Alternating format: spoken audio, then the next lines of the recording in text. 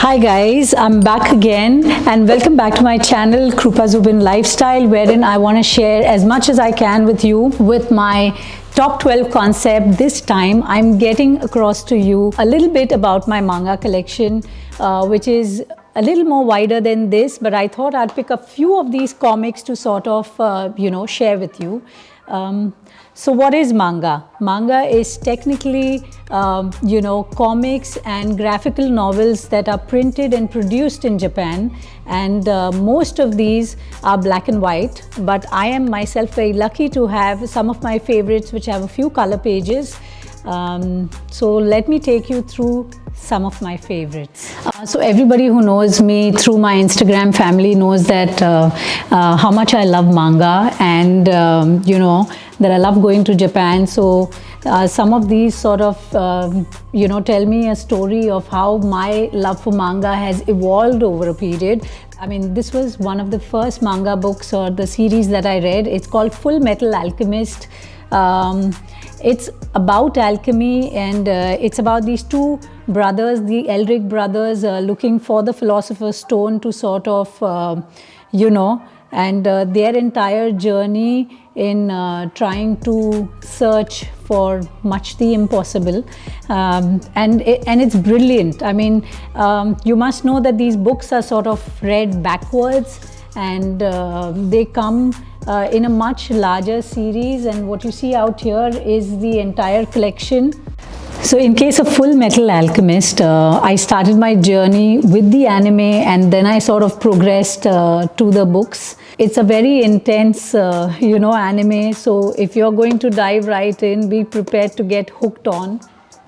Okay, now why I love manga so much is because if you are starting on a manga series, I can promise you one thing: by the end of it, you would have learned something about what you're reading. If it's about food, you would probably have cooked something out of it. If it's about art, you would have learned a lot of nuances about how they work with tools, or how they sketch and how they sketch the eyes and things like that. So coming back to that, this is my second recommendation. It's called Bakuman, and it's about the journey of an artist who's a high schooler, and he doesn't clearly know what he wants to do for the future. So it's again a lot of artists who come into play who are very young, and they all have a different way of working. It's an absolute fun journey. I think manga is also a great way for somebody to revive their love for sports, or even for a young mind to be encouraged to get into sports. So if you like if you like baseball, this is a very, very good collection.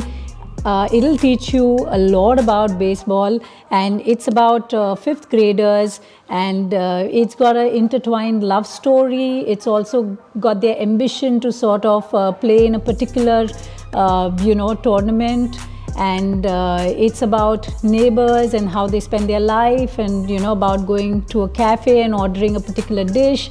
And that's the beauty about manga. It's not a singular journey. You sort of, every time you're reading, you go deeper into the entire story, and you sort of connect so closely to it. I'm just going to leave you with a couple of snapshots of how the pages are graphically done, and it's so lovely. Okay, the next one is called Oishinbo, and it's about gourmet. It's about the relationship of a father and a son. The father is a very, very successful chef. There are 7 in a series here, and so one is about the Japanese cuisine, and so while you read each one of them, you'd realize that you are learning so much about the cuisine, about how they sort of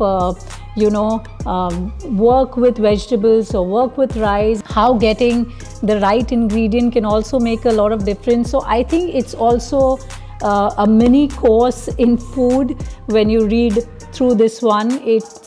This is a place where I learned a little about the skills with knives my skills with knives. So since we're talking about food, this one is another brilliant one. It's called Food Wars. I have also watched the anime here, and you know what? The protagonist here wants to surpass the skills of his father and become a professional chef. And it's about the journey, it's about education, it's about competition, and it's about the brilliance of making food. It's also about recipes. So I remember while I was watching the anime, is the first time I made karage chicken, following the recipes that were sort of shown in the anime. So this one is also brilliant. The entire series is at least 33 or more, because I have 33 books of these. It has 36 volumes. I have 33 of them. If you're fond of food, I think it's a brilliant read, and also an anime if you are probably plus 16. So this one is another one of my favorites. It's the interpretation of Gandhi and his life, and I have not known Gandhi so closely before I actually read this one, because it's so simple, and it just translates his journeys with such great ease. Okay, so now I'm taking you through another one, which is by far my favorite manga artist, Takehiko Inoue. And this one's called Vagabond. I do have a few sculptures of this, and it's about a samurai and his journey to sort of find the invincible, and and it's absolutely brilliant. It's a little violent, and I think it's extremely intense. I simply love this. I love the artist. I love his work.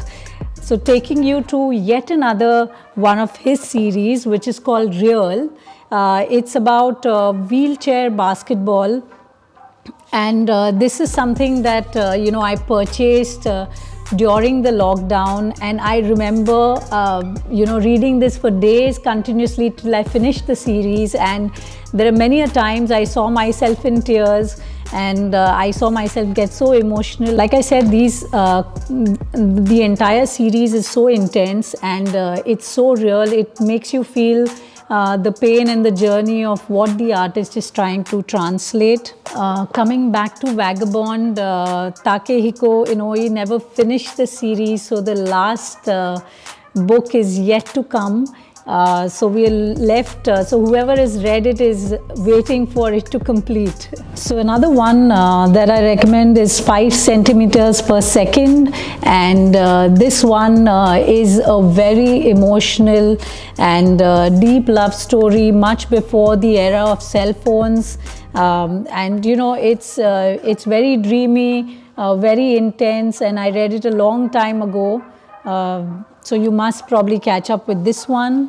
So Osamu Tezuka is one of my favorite artists when I began reading manga, and what they say about him is that you cannot find a weakness in Tezuka's work because there aren't any, and this is quote unquote.